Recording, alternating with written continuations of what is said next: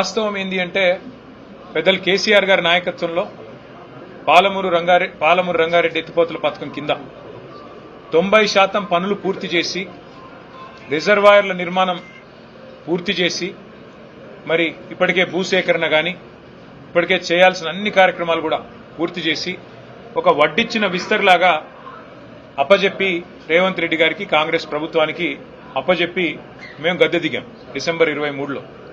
ఇప్పుడు కేవలం రేవంత్ రెడ్డి గారు చేయాల్సిన పనల్లా ఒక 10% పని పూర్తి చేసి కాలువలు పూర్తి చేసి నీళ్లు బ్రహ్మాండంగా తీసుకునే అవకాశం ఉంది, ఇచ్చే అవకాశం ఉన్నది.